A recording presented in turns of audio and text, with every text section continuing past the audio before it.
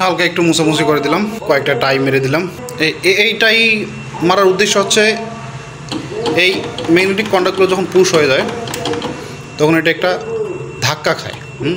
ধাক্কা খেলে এখান থেকে এসি রিলে টাইমারগুলো লুজ কানেকশন হয়ে যায়। লুজ কানেকশন হলে আর এই কন্ডাক্টটা পুশ হবে না।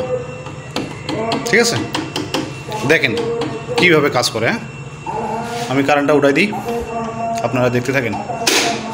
এই যে টাইমিং করতেছে, এই রিলে থেকে টাইমারে আসছে, টাইমার থেকে টাইমিং করে এই যে এমসিটা পুশ হয়ে গেল। তার মানে এখান থেকে ইনপুট এসে এই যে এটা হচ্ছে আউটপুট, সিপি প্লাস ডিজি।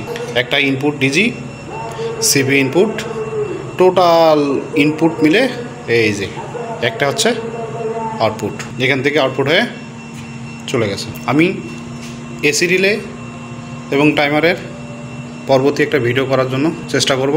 তখন আমরা এসি রিলে এবং টাইমারে কিভাবে কাজ করে বা এই সুইচটা কীভাবে কাজ করে, এর কানেকশন কিভাবে করতে হয় সেই বিষয়ে জানাবো। ধন্যবাদ।